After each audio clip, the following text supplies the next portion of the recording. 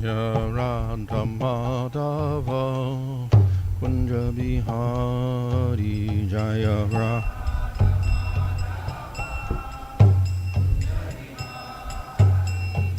Gopi Jana Vallabha Girivardhari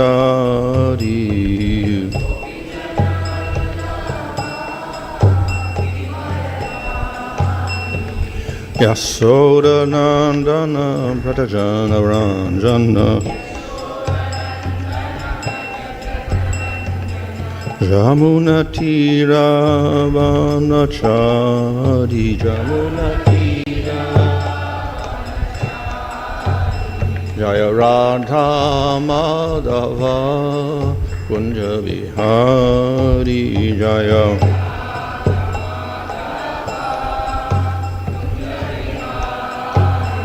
Hare Krishna,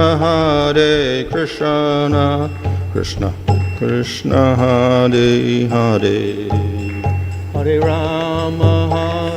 Rama, Rama Rama, Hare Hare.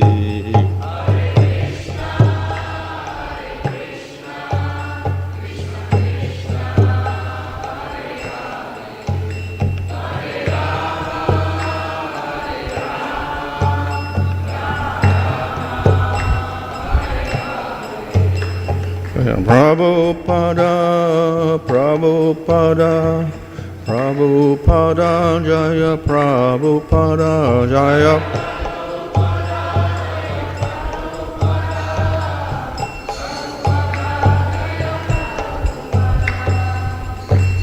Srimad Bhagavatam Rajagacharya, also cease with AC. Bhaktivinoda Swami Prabhupada ki jai, Namacharya Haridas Thakur ki jai. Prem Sagaho Sri Krishna Chaitanya Prabhu Nityananda Sri Advaita Gadadhar Shasti Gaur Bhaktivinoda ki jai. Shri Sri Radha Krishna Gopa Govida Shama Kunda Radha Kunda Giri Govardhan ki jai. Shri Vrindavan ki jai. Navadupdan ki jai. Gang Jamona Tulsi Bhakti Devi ki jai. Ananda Koti Vaishnava Vrinda ki jai. Samavetta Bhaktivinoda ki jai. Go Premanandi. All glory se Samal devotees. All glory se Samal devotees. All glory se Samal devotees. All glory to Shri Guru and Shri Gauranga. All glory to Shri Prabhupada. Om Namo Bhagavate Vasudevaya. Om Namo Bhagavate Vasudevaya. Om Namo Bhagavate Vasudevaya. Om Vishnu Padaya Krishna Prishta Bhutale Srimate Bhaktivedanta Swami Niti Namane Namaste Saraswata Deve Gauravani Prachadane Nirvashesha Shunyavadi Paschatchadesha Tadane Sri Krishna Chaitanya Prabhu Nityananda Sri Advaita Gadadhara Shivasadi Gaur Bhaktivinoda Hare Krishna Krishna Krishna Hare Hare Hare Rama Rama Rama Hare Hare. Reading from Srimad Bhagavatam, Canto 1, Chapter 6, Verse 1. Sutta Uvacha Evam Nishamya Bhagavan Devasya Janma Karma Cha Bhuya Prapacha Tam Brahman Avyasa Satyavati Sutta.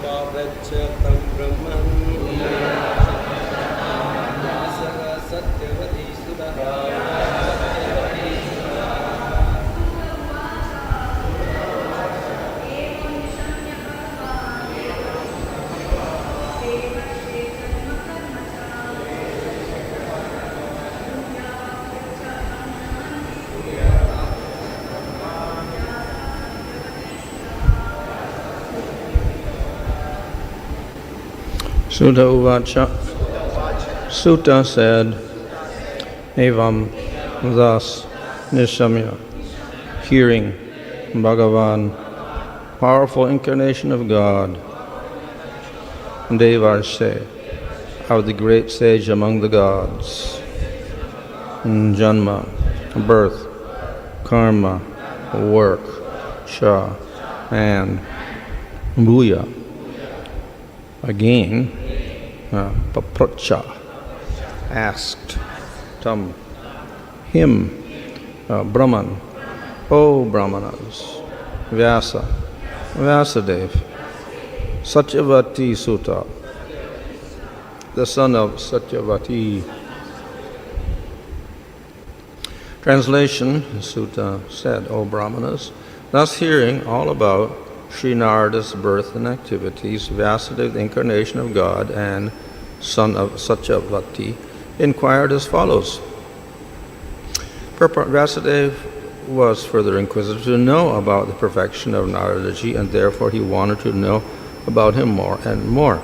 In this chapter, Naradaji will describe how he was able to have a brief audience with the Lord while he was absorbed in the transcendental thought of separation from the Lord, and when it was very painful for him. Text 2. Sri Vyasadeva said, what did you do after departure of the great sages who had instructed you in scientific transcendental knowledge before the beginning of your present birth? Purport, Vyasadeva himself was a disciple of Naradaji, and therefore it was natural to be anxious to hear about what Narada did after initiation from the spiritual masters. He wanted to follow in Narada's footsteps in order to attain to the same perfect stage of life. This desire to inquire from the spiritual master is an essential factor to the progressive path. This process is technically known as Saddharma Pracha. So this is a continuation of the story of the interactions between Narada and Vyasadeva. Narada முனிவர் மற்றும் வியாசதேவருக்கு இடையில் நடந்த உரையாடல்களை பற்றிய கதையின் தொடர்ச்சிதான் இது. And in the course of giving instructions, Narada has told the story of his life. அவ்விதமாக உபதேசங்கள் வழங்கும் பொழுது நாரத முனிவர் தன்னுடைய வாழ்க்கை சரித்திரத்தை பற்றி கூறினார். And particularly how he got the mercy and instructions from the sages. குறிப்பாக ரிஷிகளிடமிருந்து எப்படி நாரதருக்கு கருணை மற்றும் உபதேசங்கள் கிடைத்தது என்பதை பற்றி கூறினார். So in these verses, then Vyasadeva asked, so after the sages departed, what did you do?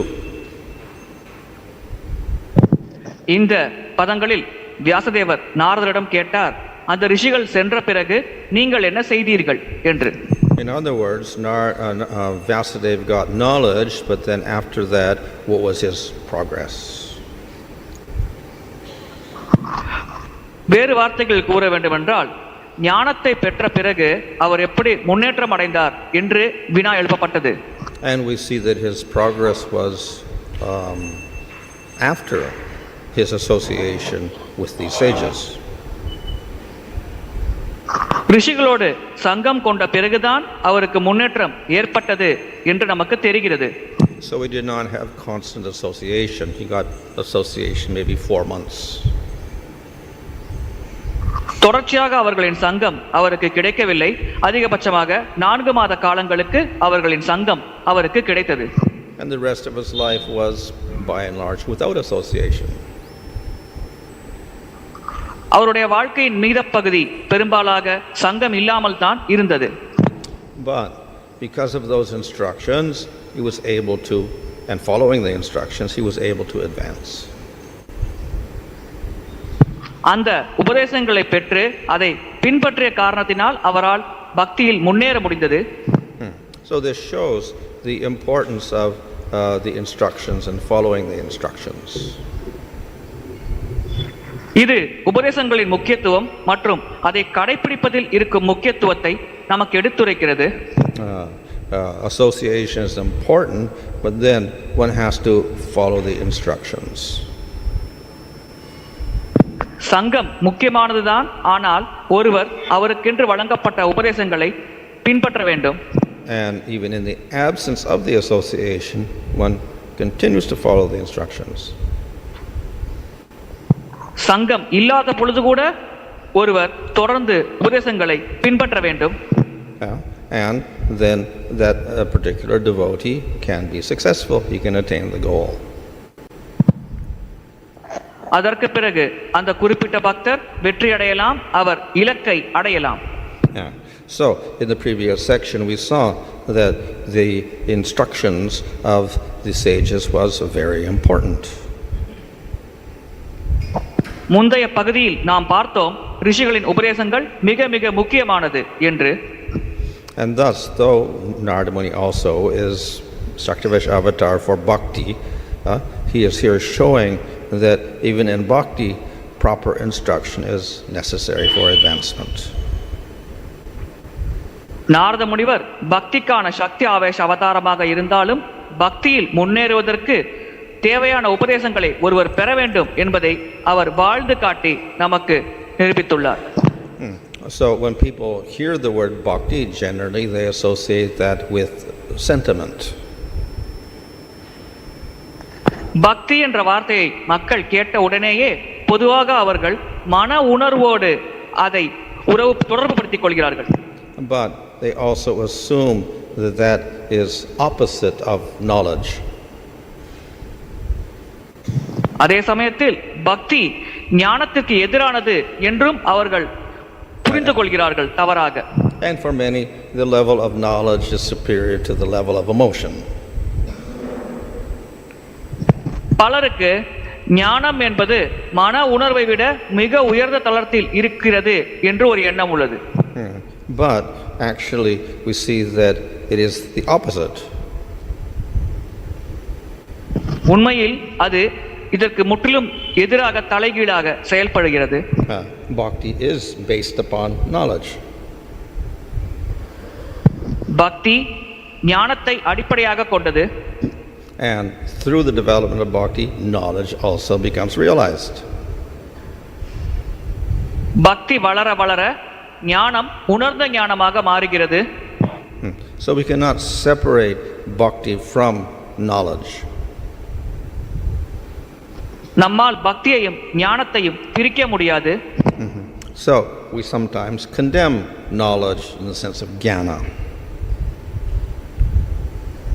சில சமயத்தில் ஞான மார்க்கத்தில் பெறப்படும் ஞானத்தை நாம் கண்டிக்கிறோம். So jnana is condemned because if we depend heavily on logic, that is not enough to get us spiritual progress. ஞானம் ஏன் கண்டிக்கப்படுகிறது என்றால் அதிகமாக ஒருவர் இந்த தர்க்க ரீதியான விஷயத்தை சார்ந்து பக்தி செய்தால் அவரால் ஆன்மீக வாழ்க்கையில் பெரும்பாலாக முன்னேற்றம் அடைய முடியாது. And a lot of jnana ends up with impersonalism, so that has to be rejected. பெரும்பாலான ஞான மார்க்கங்கள் இறுதியாக அருவ பிரம்ம முக்தியைத்தான் இலக்காக கொண்டிருக்கிறது. இதன் காரணமாக அது நிராகரிக்கப்பட வேண்டும். However, all that knowledge concerning Supreme Lord, His forms, His qualities, activities, and the process of bhakti, that knowledge is very valuable for the devotee. இருப்பினும் பகவானின் வடிவம், பண்புகள், லீலைகள் மற்றும் பக்தியை பற்றிய ஞானமானது ஒரு பக்தருக்கு பக்தியில் முன்னேறுவதற்கு மிக மிக முக்கியமானதாக கருதப்படுகிறது. So therefore, acquiring that knowledge is emphasized for progress in bhakti. எனவே பக்தியில் முன்னேறுவதற்கு அந்த ஞானத்தை பெற வேண்டும் என்று வலியுறுத்தப்படுகிறது. In the Nectar of Devotion, Rupa Goswami outlines 64 angas of bhakti. பக்தி ரசாம்த சிந்துவில் ரூப கோஸ்வாமி பக்தியின் 64 அங்கங்களை பட்டியலிடுகிறார். So the first angas are preliminary, the first angas. முதல் அங்கங்கள் ஆரம்ப நிலை அங்கங்களாகும். First anga is Guru Padasraya. முதல் அங்கம் குரு பாத ஆஸ்ரயா. To surrender to the feet of a guru. ஒருவர் ஒரு குருவின் பாதத்தில் அடைக்கலம் பெற வேண்டும், சரணடைய வேண்டும். Second anga is Diksha Shiksha Adi Grahanam, to accept Diksha and Shiksha. இரண்டாவது அங்கம் சிக்ஷா தீக்ஷா அக்ரஹானாம், அதாவது சீக்ஷை மற்றும் தீட்சையை ஒருவர் ஏற்க வேண்டும். And then of course after that there is that one has to give proper respect to the guru. அதற்கு பிறகு ஒருவர் தன்னுடைய குருவிற்கு சரியான அளவிற்கு மரியாதை வழங்க வேண்டும். And then there is what is mentioned here, Saddharma Pracha, to ask about Saddharma. அடுத்ததாக இந்த பட்டியலில் சத்தர்ம பிரச்சா என்று குறிப்பிடப்படுகிறது. அதாவது சத்தர்மத்தை பற்றி வினாக்கள் குருவிடம் எழுப்பப்பட வேண்டும். So literally Saddharma means what? True Dharma. சத்தர்மா என்றால் உண்மையான தர்மம். So our acharyas say Saddharma actually means bhakti. சத்தர்மா என்றால் உண்மையில் பக்தி என்று நம்முடைய ஆச்சாரியார்கள் விளக்குகிறார்கள். So therefore you have to go to a devotee and you have to take instructions, and in the instructions then you have to ask questions. நாம் ஒரு பக்தரை அணுக வேண்டும், அவரிடம் உபதேசங்கள் பெற வேண்டும், அதற்கு பிறகு வினாக்களை எழுப்ப வேண்டும். And this is very similar to what Krishna says in Bhagavad Gita. You have to pranipat, that is surrender, and pariprashna, have to ask questions. பகவத்கீதையில் பிரணிபாத் சரணடையுங்கள், பரிபிரஷ்னேனா கேள்வி கேளுங்கள் என்று கிருஷ்ணர் கூறுகிறார். இங்கே விளக்கப்படுவது அதே போன்ற ஒரு வழிமுறையாக இருக்கிறது. So in both Nectar Devotion and in Bhagavad Gita we have this emphasis upon getting knowledge from a devotee.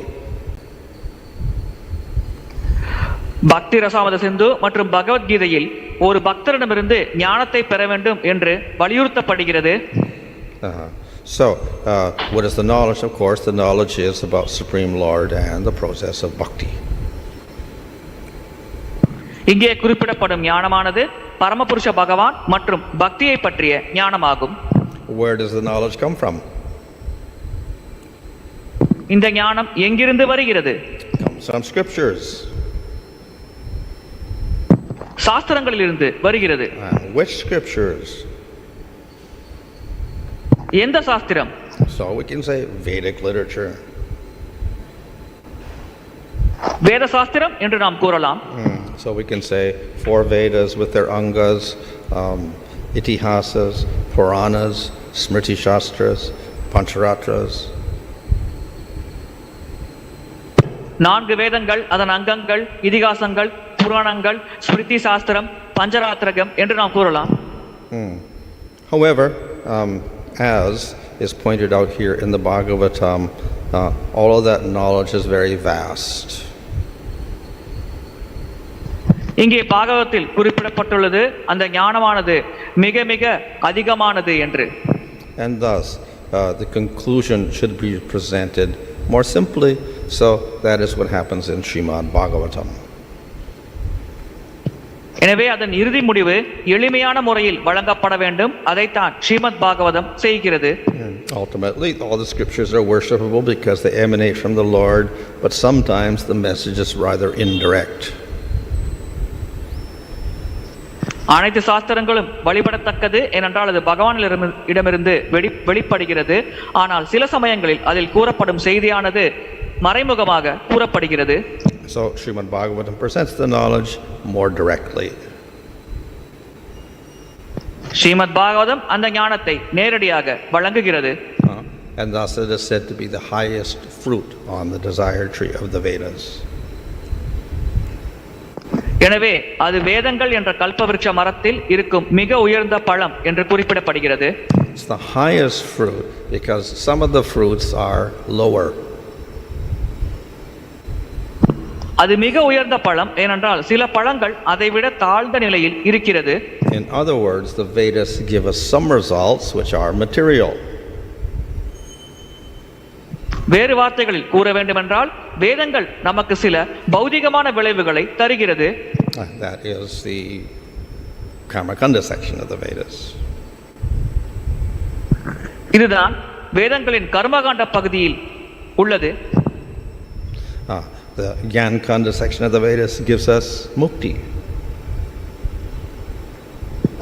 வேதங்களில் இருக்கும் ஞானகாண்ட பகுதியானது நமக்கு முக்தியை வழங்குகிறது. Then the bhakti scriptures will give us prema. பக்தி சாஸ்திரங்கள் நமக்கு பிரேமையை வழங்குகிறது. But Srimad Bhagavatam gives us something even greater than that, that is Madhurya Prema for Krishna. Srimad Bhagavatam இதைவிட உயர்ந்த விஷயத்தை நமக்கு தருகிறது, அதாவது கிருஷ்ணரின் மேல் மாதுரிய பிரேமையை நமக்கு தருகிறது. So that is the highest fruit. இதுதான் அந்த மிக உயர்ந்த பழம். Though it is in all the Vedas, it is hidden. அது வேதங்களில் இருந்தாலும் அது மறைக்கப்பட்டிருக்கிறது. But it is explicitly stated in Srimad Bhagavatam. ஆனால் ஸ்ரீமத் பாகவதம் இதை நமக்கு வெளிப்படையாக வழங்குகிறது. So, as Lord Chaitanya says, scriptures should teach only three things. Chaitanya Mahaprabhu குறிப்பிடுவது போல் சாஸ்திரங்கள் மூன்று விஷயங்களை தான் நமக்கு கற்பிக்க வேண்டும். Sambandha, abhidheya and prayojana. அது சம்பந்தம், அபிதேயம் மற்றும் பிரயோஜனம். So the conclusion of Sambandha is Krishna is Swayam Bhagavan. சம்பந்தத்தின் இறுதி முடிவு கிருஷ்ணர் தான் ஸ்வயம் பகவான். Abhidheya is sadhana bhakti. அபிதேயத்தின் இறுதி முடிவு சாதன பக்தியாகும். Prayojana is Krishna prema. பிரயோஜனத்தின் இறுதி முடிவு Krishna பிரேமையாகும். So these three items are presented in Srimad Bhagavatam. இந்த மூன்று விஷயங்களும் தான் பாகவதத்தில் நமக்கு வழங்கப்பட்டுள்ளது. And though they are contained in other Vedic scriptures, they're most clearly explained in Srimad Bhagavatam. இந்த விஷயங்கள் மற்ற வேத சாஸ்திரங்களில் இருந்தாலும் இந்த மூன்று விஷயங்களை பற்றி ஸ்ரீமத் பாகவதம் நமக்கு தெளிவாக விளக்குகிறது. So this is what the knowledge that the devotee gives to another person. இந்த ஞானத்தை தான் ஒரு பக்தர் மற்றொரு நபருக்கு வழங்குகிறார். And it is we can say the duty of a disciple to ask questions about this. இதை பற்றி கேள்வி கேட்பதுதான் ஒரு சீடருக்கான கடமையாகும். So here the word Saddharma Pritcha is used. That means to ask about bhakti. இங்கே சத்தர்ம பிரச்சா என்ற வார்த்தை பயன்படுத்தப்பட்டுள்ளது. இதன் பொருள் பக்தியை பற்றி கேள்வி கேட்பது. So that excludes asking about other things. இங்கே மற்ற விஷயங்களை பற்றிய கேள்விகள் விளக்கப்படுகிறது. Of course, in Bhagavad Gita, the word uses pariprashna. பரிப்ரஷ்னா என்ற வார்த்தை பகவத்கீதையில் பயன்படுத்தப்பட்டுள்ளது. Of course, the word prashna and pritcha are the same, means to inquire. பிரஷ்னா பிரிச்சா இரண்டு வார்த்தைகளின் அர்த்தமும் விசாரிப்பது என்பதே ஆகும். And the word pari means thoroughly. பரி என்ற வார்த்தையின் பொருள் தீவிரமாக. As in sarvadharma parityajya, to reject completely all other dharmas. சர்வதர்மம் பரித்யஜ்ய, இதன் பொருள் அனைத்து தர்மங்களையும் முழுமையாக நிராகரிப்பது. So therefore pariprashna means to inquire thoroughly. எனவே பரிப்ரஷ்னா என்றால் தீவிரமாக முழுமையாக விசாரிப்பது. But that doesn't mean to thoroughly inquire about every single thing in the universe. ஆனால் இதன் பொருள் பிரபஞ்சத்தில் இருக்கும் ஒவ்வொரு விஷயத்தை பற்றியும் தீவிரமாக விசாரிப்பது என்றாகாது. So we don't go to the guru and ask how far is the sun away, why do the stars sparkle in the sky, why is the sky blue? சூரியன் பூமியிலிருந்து எவ்வளவு தொலைவில் இருக்கிறது, நட்சத்திரம் ஏன் மின்னுகிறது, வானம் ஏன் நீல நிறத்தில் இருக்கிறது, இது போன்ற விசாரணையை நாம் ஆன்மீக குருவிடம் செய்வதில்லை. Nor do you ask questions like how do I get a successful job? அல்லது எப்படி எனக்கு வெற்றிகரமாக ஒரு வேலை கிடைக்கும், இது போன்ற கேள்விகளையும் நாம் கேட்பதில்லை. Or how do I live a happy married life?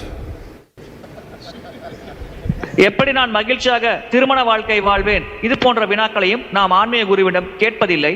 Or how to raise my children? அல்லது எப்படி என் குழந்தைகளை வளர்ப்பேன். The questions have to be about Krishna. கேள்விகள் கிருஷ்ணரை பற்றியதாக இருக்க வேண்டும். So it's not ask about everything, to ask everything thoroughly about Krishna and bhakti. இங்கே அனைத்தையும் பற்றி கேட்க வேண்டும் என்றால் பௌதிகமான விஷயங்களை பற்றி கேட்பதை பற்றி குறிப்பிடவில்லை. பகவான் கிருஷ்ணர் மற்றும் அவருடைய பக்தர்களை பற்றி தீவிரமாக விசாரிப்பதை பற்றி குறிப்பிடுகிறது. So even then the questions also have to be intelligently asked. அப்படி கேட்கப்பட்டாலும் அந்த கேள்விகள் புத்திசாலித்தனத்தோடு கேட்கப்பட வேண்டும். Some people may ask the same question every time they ask questions. சில மக்கள் ஒரே கேள்வியை ஒவ்வொரு முறையும் கேட்பார்கள். So when we get an answer, we should apply the answer. நமக்கு விடை கிடைத்த பிறகு அந்த கிடைத்த விடையை நாம் நம்முடைய வாழ்க்கையில் செயல்படுத்த வேண்டும். Then we don't have to ask the question again. அப்படி செய்தால் மீண்டும் அந்த வினாவை கேட்க வேண்டிய அவசியம் நமக்கு ஏற்படாது. So in this way we ask questions intelligently. இவ்விதமாக நாம் புத்திசாலித்தனத்தோடு கேள்விகள் கேட்க வேண்டும். So the method of advancement is to ask intelligent questions. புத்திசாலித்தனத்தோடு கேள்விகள் கேட்பதுதான் முன்னேறுவதற்கான வழியாகும். So that of course is also the function of the Shiksha Guru. இது சீக்ஷை குருவின் ஒரு செயல்பாடாகும். The Shiksha Guru is the one who answers all of these important questions about advancement in bhakti. இது போன்று பக்தியில் முன்னேற வேண்டும் என்பதோடு தொடர்புடைய முக்கியமான கேள்விகள் அனைத்திற்கும் சீக்ஷை குரு தான் விடை தருகிறார். So of course it is said first we have to surrender.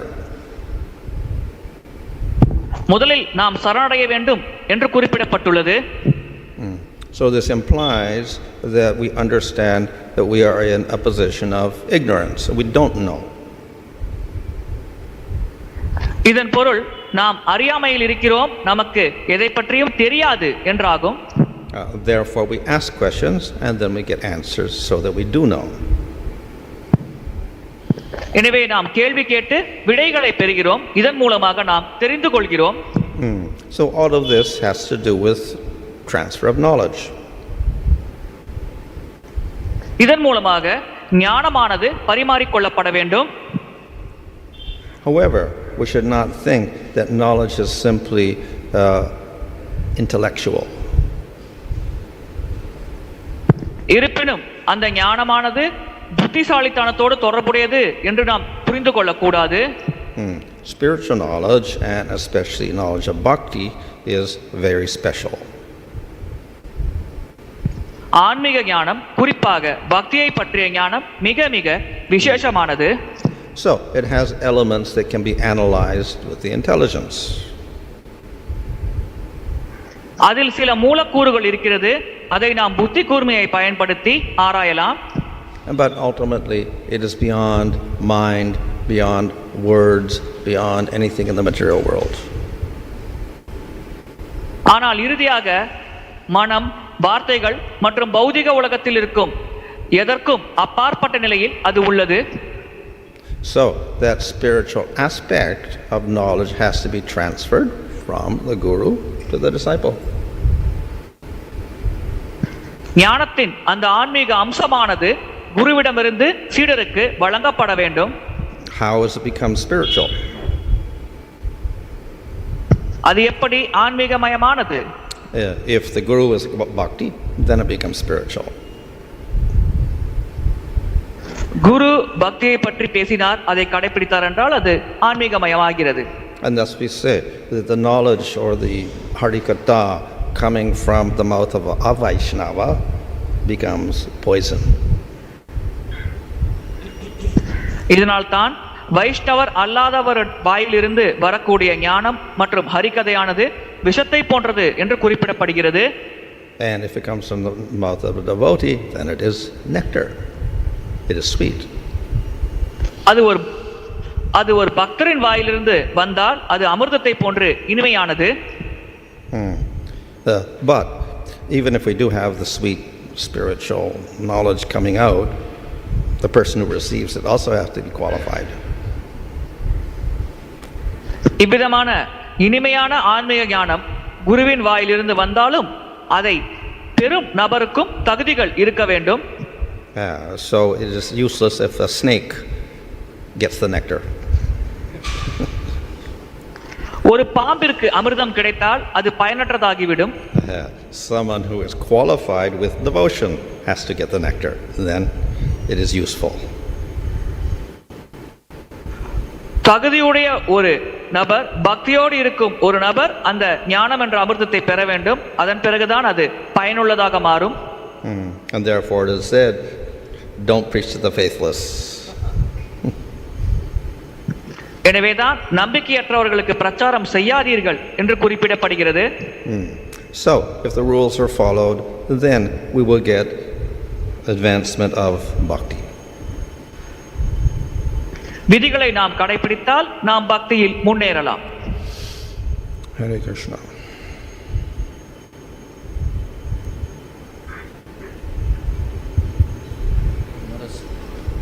Hare Krishna.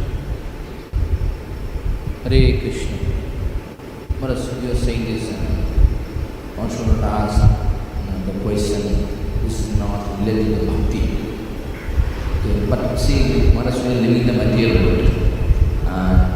Each and everybody has to deal with the many kind of struggle in the material world. But if we don't ask such kind of question, then how will we be able to come out from the struggle?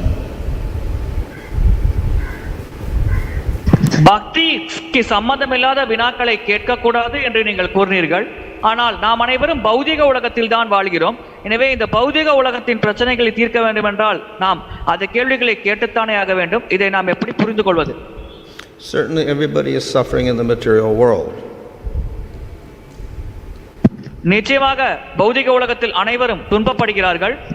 But if we're devotees, we already know the solution. ஆனால் நாம் பக்தர்களாக இருந்தால் ஏற்கனவே நமக்கு இதற்கான தீர்வு தெரியும். Chanting the holy name is the best medicine, the best relief from sin, the best atonement, the best knowledge, the best renunciation, the best charity, the best everything. சிறப்பான ஞானம், சிறப்பான துறவு, நம்முடைய பாவத்திற்கான உபாயம், சிறப்பான மருந்து மற்றும் இந்த உலகத்தில் இருக்கும் அனைத்து துன்பங்களுக்கும் ஒரே உபாயம், மிக சிறந்த உபாயம் பகவானின் புனித நாமத்தை ஜெபிப்பது. So we can ask that question to encourage us to do devotional service. நாம் பக்தி சேவையில் முன்னேற வேண்டும், ஈடுபட வேண்டும் என்பதை உற்சாகப்படுத்தும் வகையில் அந்த வினாவை நாம் கேட்கலாம். But if we ask the question and we're expecting a material solution, then that is again a material question. ஆனால் பௌதிகமான கண்ணோட்டத்தை ஒரு கேள்வி கேட்டோம் என்றால் அது இறுதியில் பௌதிக கேள்வியாக மாறிவிடுகிறது. Srimad Bhagavatam 5th canto is dedicated to the sthanam, means different planetary system, like a distance between sun and moon, sun and earth, the planets. But although we should not ask this question, but still it is there in the Srimad Bhagavatam. So how to understand this? Understand? How to understand that? Srimad Bhagavata Because fifth canto Srimad பாகவதத்தில் ஸ்ரீமத் பாகவதம் 2வது ஸ்கந்தத்தில் சூரியன் சந்திரனை பற்றி கேள்விகள் இருக்கிறது. ஆனால் இது பௌதிக கேள்விகளாக இருக்கிறது. இதை நாம் எப்படி புரிந்து கொள்வது? Sun is? Yeah, fifth canto Srimad Bhagavatam, Sthanam is mentioned, different planetary system, distance and how it is working. But we also accept it is a part of the spiritual knowledge. What is that? Part of the spiritual bhakti, correct, is fifth canto. And how it is, because we should not ask this kind of question again, but there is a lot of lecture on this topic. Yeah. Oh, yeah. So of course even Srila Prabhupada said, okay, you get your PhD devotees, maybe they can answer. So Prabhupada himself really didn't answer. பிரபுபாதர் குறிப்பிட்டிருக்கிறார். பிரபுபாதர் குறிப்பிட்டிருக்கிறார், நீங்கள் PhD degree வாங்கினால் அதற்கான பதில் கிடைக்கும் என்று. எனவே பிரபுபாதரும் இதற்கு பதில் தந்திருக்கிறார். Yeah. So Bhagavatam describes things in the material world. It describes the material elements. It describes the production of the elements, the production of the universe, structure of the universe, etc. And the devotees won't understand everything about that. Bhagavatam இந்த பௌதிக உலகத்திற்கான மூலக்கூறுகள், அது எப்படி உற்பத்தியாகிறது, இந்த பிரபஞ்சம் எப்படி கட்டமைக்கப்படுகிறது போன்ற பல விஷயங்களை விளக்குகிறது. ஆனால் பக்தர்கள் இதை முழுமையாக புரிந்து கொள்ள வேண்டியதில்லை. And in one sense not really necessary for advancement in devotional service. ஒரு வகையில் பக்தி சேவையில் முன்னேறுவதற்கு இந்த ஞானம் அவ்வளவு தேவையானது என்று கூற முடியாது. All we have to conclude from that is that it's all arranged by the Supreme Lord to act in a certain way to get a certain effect. நாம் இதிலிருந்து வர வேண்டிய முடிவு, இந்த அனைத்தும் பரமபுருஷ பகவானின் ஏற்பாடாகும். இதனால் நாம் ஒரு குறிப்பிட்ட வழிமுறையில் செயல்பட்டு ஒரு குறிப்பிட்ட விளைவை பெற வேண்டும். Hare Krishna Maharaj. So Maharaj, that is as far as the knowledge of the material world is concerned. But what is your opinion about skills? Skills. Because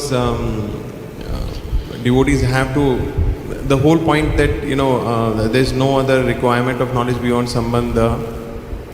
But then, what about skills, Maharaj? Because we have to manage. Oh. And then there are so many other services which require certain level of skill. So then what? So Maharaj, should there be any formal training, like we are looking at accounts, handling accounts, and it has to be dealt with, we have to deal with the government? Well, I'm not saying the material knowledge is not necessary. I'm saying you don't go to the guru to ask how to do the accounts. You become an accountant or go to an accountant.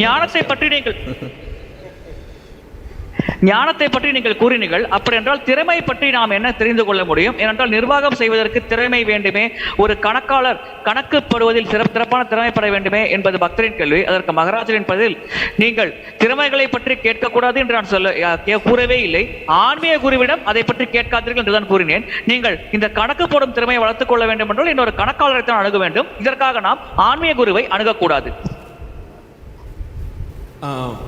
Maharaj, similarly there are issues, say in the family between husband and wife, or requiring intervention of counseling services or things like that.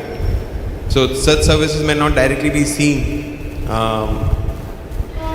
as spiritual. I don't know. I mean, so should they reach out to people outside for help? Because you made a specific point that how to have a happy married life and how to raise children. So if that knowledge is not made available in a Krishna conscious perspective, then they will have to reach out for this knowledge outside ISKCON. கணவன் மனைவி இடையில் நடக்கும் சண்டை சச்சரவு பிரச்சனைகளை தீர்ப்பதற்கு இஸ்கானில் நாம் அந்த ஒரு குறிப்பிட்ட ஞானத்தை வழங்க வேண்டும். ஒருவேளை நாம் அந்த ஞானத்தை வழங்காவிட்டால் இங்கிருக்கும் பக்த குடும்பத்தில் இருக்கும் கணவன் மனைவியர்கள் இந்த ஞானத்தை பெற வெளிநபர்களை அணுக வேண்டியிருக்குமே. எனவே இதை பற்றிய உங்களின் கண்ணோட்டம் என்ன? Well, certainly if people have marriage problems, they should solve them in a Krishna conscious manner. திருமண வாழ்க்கையில் பக்தர்களுக்கு பிரச்சனை இருந்தால் அது கிருஷ்ண உணர்வு அடிப்படையில் தீர்க்கப்பட வேண்டும். But at the same time, the disciple should not go to this guru and explain all of his material problems to the guru. அதே சமயத்தில் சீடர் குருவை அணுகி தன்னிடம் இருக்கும் அனைத்து பௌதிக பிரச்சனைகளை பற்றி குருவிடம் விளக்கம் தரக்கூடாது. In other words, he should not expect the guru to mediate for him. குரு தனக்காக மத்தியஸ்தம் செய்ய வேண்டும் என்று சீடர் எதிர்பார்க்க கூடாது. The guru can give spiritual advice to that extent, that's all. குரு ஆன்மீகமான உபதேசங்களை தரலாம், அவ்வளவுதான். Maharaj, the sound system is...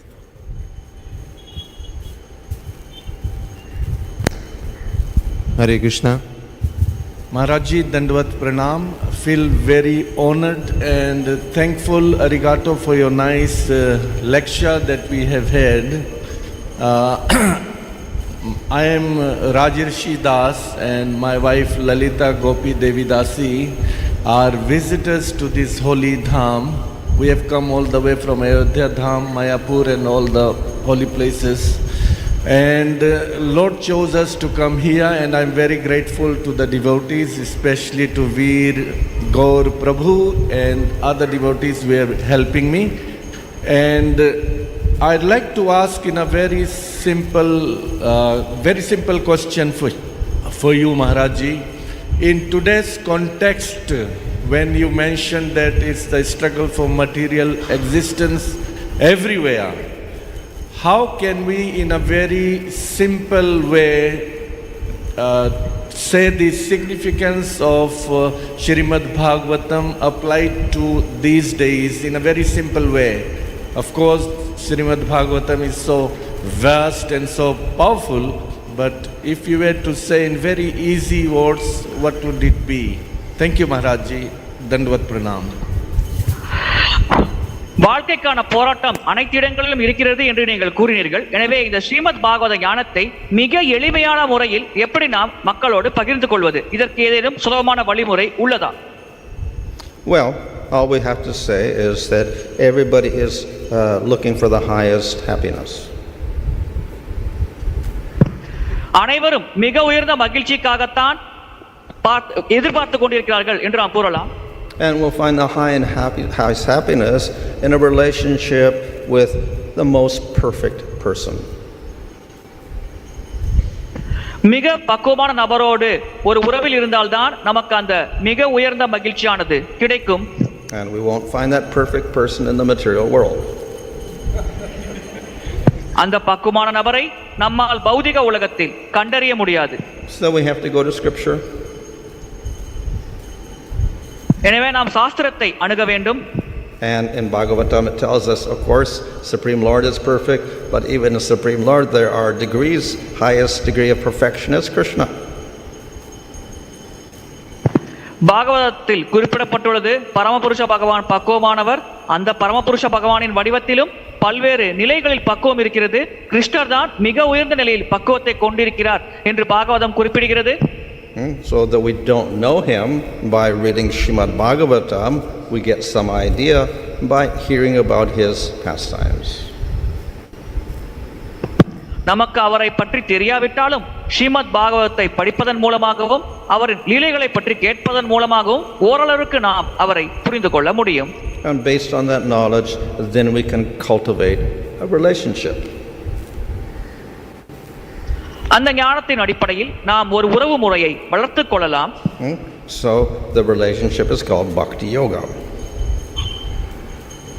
அந்த உறவு முறைதான் பக்தி யோகம் என்று அழைக்கப்படுகிறது. And the best way to cultivate that relationship is through Nam Sankirtan, chanting Krishna's name. அந்த உறவு முறையை வளர்த்துக் கொள்வதற்கான சிறப்பான வழிமுறை நாம சங்கீர்த்தனம், கிருஷ்ணரின் நாமத்தை ஜபிப்பது. And that is what is taught in Bhagavatam and by Chaitanya Mahaprabhu. இதைத்தான் பாகவதம் மற்றும் சைத்தன்ய மகாபிரபு நமக்கு கற்பிக்கிறார்கள். Maharaj. Hare Krishna. Maharaj, how do you see the religionist? It's like there are a lot of people from Christianity, from Islam, from Jews and Buddhists. They are changing the religion. Like we have in our movement, we have a lot of devotees from Christianity, from Islamic, from other religion. Apparently, Prabhupada also said in the Bhagavad purport, somebody can be a Christian, can be a true Christian by changing religion to another religion. It is a lack of faith on their own subject, like a Bible is people considered as one of the main subject for the Christianity. So why they change religion from one to other, and this one way of betrayal to their own religion or not? மதம் மாற்றம் செய்பவர்களை பற்றி உங்களின் கருத்து என்ன? உதாரணத்திற்கு நம்முடைய ISKCON இயக்கத்திலேயே கிறிஸ்தவ மதம் இஸ்லாமிய மதத்திலிருந்து மதமாற்றம் செய்து இஸ்கானில் சேர்த்துள்ளார்கள். பொதுவாக ஒரு மதத்தில் இருப்பவர்கள் அந்த மதத்தின் சாஸ்திரத்திற்கு விசுவாசம் உள்ளவர்களாக இருக்க வேண்டும். ஆனால் இங்கே இந்த விசுவாசம் உடைவது போல் தெரிகிறதே மதமாற்றம் செய்வதன் மூலமாக. எனவே இதை பற்றி உங்களின் கருத்து என்ன? Well, people will change religions for various purposes. பல நோக்கங்களுக்காக மக்கள் மதமாற்றம் செய்வார்கள். There are, well, religions will have certain principles in common, so in that sense they're all acceptable. அனைத்து மதங்களுக்கும் பொதுவான கோட்பாடுகள் இருக்கும். அந்த விதத்தில் அவை அனைத்தும் ஏற்கத்தக்கது. So they believe in a supreme God and worship the supreme God. So all religions will agree with that. பரமபுருஷ பகவான் இருக்கிறார் என்று அவர்கள் நம்புகிறார்கள், அதை வழிபடுகிறார்கள். இதை அனைத்து மதங்களும் ஏற்கிறது. Unfortunately, then people get lots of misunderstandings also, so they don't know how to worship properly, or their concept of God may be faulty.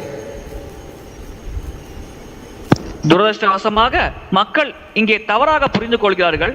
எனவே பகவானை எப்படி சரியாக வழிபட வேண்டும் என்று அவர்களுக்கு தெரிவதில்லை, அல்லது அவர்கள் புரிந்து கொண்டு இருக்கும் தத்துவமானது தவறானதாக இருக்கிறது.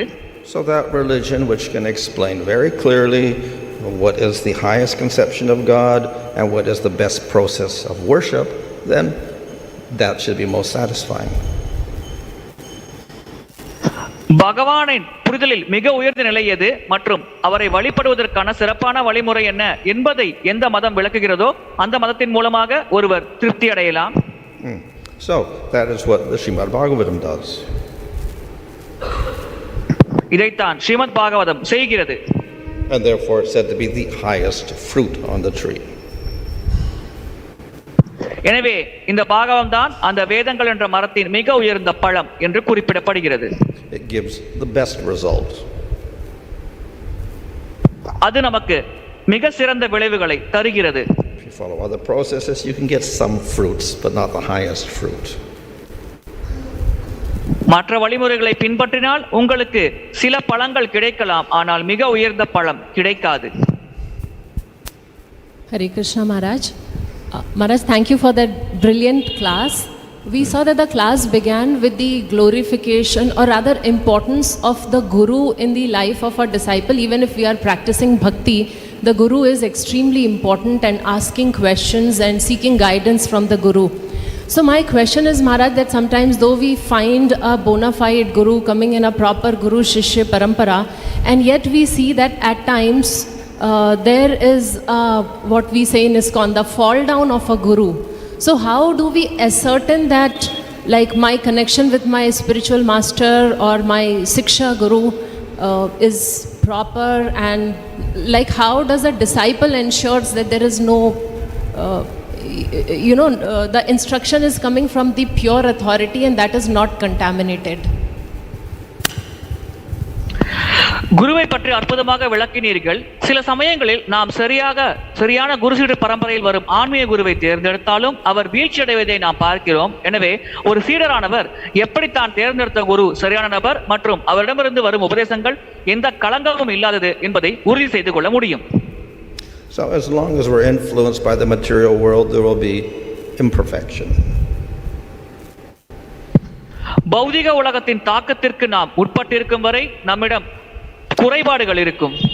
If the devotee is on the level of prema or someone like Narada Muni, then of course no imperfection. Narada முனிவர் போன்று பிரேமை நிலையில் இருக்கும் நபர்களிடம் எந்த ஒரு குறைபாடும் இருக்காது. But if they're not on that level, then it's expected there will be some fault. அவர்கள் அந்த நிலையில் இல்லாவிட்டால் அவர்களிடம் குறைகள் இருப்பது எதிர்பார்க்கத்தக்கதே. However, in accepting a guide, then at least the person should come in a authorized line of teaching. Sampradaya. ஒரு வழிகாட்டியை நாம் ஏற்றுக்கொண்டால் குறைந்தபட்சம் அந்த வழிகாட்டியானவர் அங்கீகரிக்கப்பட்ட போதனை செய்யும் சம்பிரதாயத்தில் வந்திருக்க வேண்டும். So at least whatever they're teaching from scripture is authorized. குறைந்தபட்சம் அவர்கள் சாஸ்திரங்களிலிருந்து போதனை செய்வது அங்கீகரிக்கப்பட்டது. And whoever's teaching could be on various levels. They could be Nishtha, Anartana Vritti, Ruchi, Sakti, Bhava. போதனை செய்யும் நபர் பல நிலைகளில் இருக்கலாம். நிஷ்டா, அனர்த்த நிவர்த்தி, ருச்சி, ஆசக்தி, பாவா போன்ற எந்த நிலையில் வேண்டுமானாலும் அவர் இருக்கலாம். In that they're a devotee and they're teaching what is authorized in the Sampradaya, fine, then it is valuable for them. அந்த நிலையில் அவர் பக்தராக இருக்க வேண்டும், அவர் சம்பிரதாயத்தில் வழங்கப்பட்ட ஞானத்தை வழங்க வேண்டும். இந்த இரண்டு விதிகளை அந்த குரு கடைபிடித்தால் அது ஏற்கத்தக்கது. As I said, if they're not in prema, then they can make mistakes. நான் கூறியது போல் அவர்கள் பிரேமை நிலையில் இல்லாவிட்டால் அவர்கள் தவறு செய்யலாம். Even Bharat Maharaj, who was in the level of Bhava, became a deer. பாவ நிலையில் இருந்த பரத மகாராஜர் கூட மானின் சரீரத்தை பெற்றார். So any contamination is possible. Of course, then we try to come within the Sampradaya, and then we try to choose a devotee who, as much as we are knowledgeable of, he's following properly.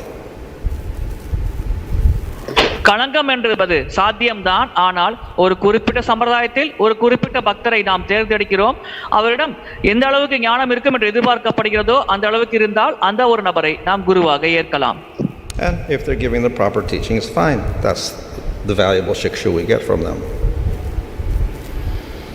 அவர்கள் சரியான போதனைகளை வழங்கினார்கள் என்றால் இது ஏற்கத்தக்கது. இதுதான் அவர்களிடமிருந்து நாம் பெறக்கூடிய மதிக்கத்தக்க சீட்சையாகும். Thank you, Maharaj. Maharaj, my second question is that we heard about the glories of Srimad Bhagavatam in today's class, that it's the highest fruit of Vedic literature. So how do we understand the position of Chaitanya Charitamrita, Maharaj? Srimad Bhagavatam தான் வேத சாஸ்திரம் என்ற மரத்தின் மிக உயர்ந்த பழம் என்று நீங்கள் கூறினீர்கள். அவ்வாறு இருக்கையில் சைத்தன்ய சரிதாமிரதத்தின் நிலையை பற்றி நாம் எப்படி புரிந்து கொள்வது? So of course, when we're talking about the Vedic knowledge, in the tree of knowledge, generally we're speaking about Puranas, Itihasas, Vedas, Smritis, etc. புராணங்கள், இதிகாசங்கள், வேதங்கள், ஸ்மிருதிகள் இதை பற்றித்தான் அந்த வேத சாஸ்திர மரத்தின் மிக உயர்ந்த ஞானம் என்பதை பற்றி நாம் பேசும் பொழுது குறிப்பிடுகிறோம். However, we do have literatures created by the Goswamis and their followers which came after Srimad Bhagavatam, after Vedavyas. கோஸ்வாமிகள் எழுதிய சாஸ்திரங்கள் மற்றும் அவர்களின் பின்பற்றுபவர்கள் எழுதிய சாஸ்திரங்கள் பாகவதத்திற்கு பிறகு, வேதவியாசர் காலத்திற்கு பிறகு வந்தது. So these are also very valuable. இவை அனைத்தும் கூட மிக மிக மதிக்கத்தக்கது. So Bhaktivinoda Thakur includes them in what we call Anuvakya, or commentary on the conclusions of Bhagavatam. Bhaktivinoda Thakur இதை அனுவாக்கியத்தில் சேர்க்கிறார். இது பாகவதத்தின் இறுதி முடிவுகள் என்று அவர் குறிப்பிடுகிறார். So they are also authoritative. எனவே அதுவும் அங்கீகரிக்கப்பட்டதுதான். And since Chaitanya Charitamrita presents the philosophy of Chaitanya Mahaprabhu, and the philosophy of Mahaprabhu, of course, is non-different from Bhagavatam, we can say they're non-different. Chaitanya சரிதாமிர்தம் Chaitanya மகாபிரபுவின் தத்துவத்தை நமக்கு எடுத்துரைக்கிறது. எனவே அந்த தத்துவம் பாகவத தத்துவத்திலிருந்து மாறுபடாமல் இருக்கும் காரணத்தினால் அது பாகவதத்திலிருந்து மாறுபடாதது என்று நாம் கூறலாம்.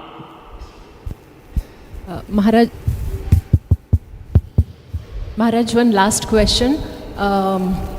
So we heard that NOD talks about Shiksha and Diksha Guru. So in context of ISKCON, there is so much detailed knowledge available as in how do we accept a Diksha Guru. But how do we accept a Shiksha Guru, Maharaj? Is there any formal procedure in ISKCON, I'm asking? How do I formalize my relationship with my Shiksha Guru? பக்தி ரசாமத சிந்து சீக்ஷை மற்றும் தீட்சை குருவை பற்றி விளக்குகிறது. தீட்சை குருவை தேர்ந்தெடுப்பதற்கு பல உபதேசங்கள் வழிமுறைகள் நமக்கு இஸ்கானில் வழங்கப்பட்டிருக்கிறது. அவ்வாறு இருக்கையில் சீக்ஷை குருவை தேர்ந்தெடுப்பதற்கென்று ஒரு குறிப்பிட்ட வழிமுறை மற்றும் வழிகாட்டல் நமக்கு இருக்கிறதா? So even in Diksha, the so-called formality is simply giving the mantra. தீட்சை முறையில் கூட நாம் கடைபிடிக்கும் வழிமுறை மந்திரத்தை வழங்குவது. Which is actually not, we can say, a formality or whatever. It's simply an action. இது ஒரு சடங்கை போல் செய்யப்படும் செயல் என்று நாம் கூறலாம். But if the guru gives the mantra, then he's called the Diksha Guru. அந்த குரு மந்திரத்தை வழங்கினார் என்றால் அவரை நாம் தீட்சை குரு என்று அழைக்கிறோம். So all the ceremony attached to it in ISKCON is evolved by tradition more than by scripture. இதோடு தொடர்புடைய அனைத்து விதமான சடங்குகளும் இஸ்கானில் நாம் கடைபிடிக்கும் அனைத்து சடங்குகளும் இது பாரம்பரியம் காரணமாக நடைபெறுகிறது. சாஸ்திர ரீதியில் இதற்கு எந்த விதமான அடிப்படையும் பரவலாக இல்லை. And thus we will see that in general the Diksha of Chaitanya Mahaprabhu, Nityananda, Advaita and all the devotees, and even up until 100 years ago, was very different from what we do. Chaitanya Mahaprabhu, Nityananda பிரபு மற்றும் அந்த காலத்தில் வாழ்ந்த பக்தர்கள், ஏன் 100 ஆண்டுகளுக்கு முன்னால் கடைபிடிக்கப்பட்ட தீட்சை முறை நாம் இப்பொழுது கடைபிடிக்கும் தீட்சை முறையிலிருந்து முற்றிலும் மாறுபட்டு இருப்பதை நாம் பார்க்கலாம்.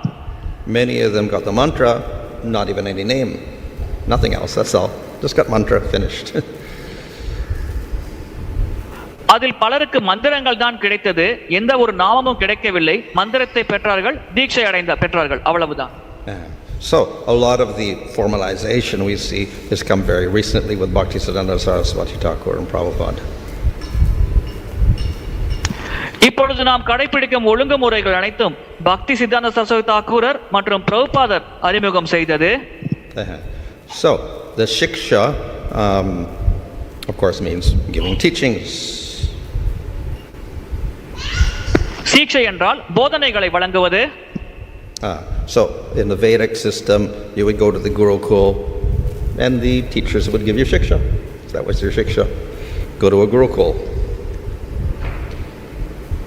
வேத வழிமுறையில் குருகுலத்திற்கு செல்வோம், அங்கே ஆசிரியர்கள் நமக்கு சீக்ஷை வழங்குவார்கள். இந்த வழிமுறை தான் கடைபிடிக்கப்பட்டது.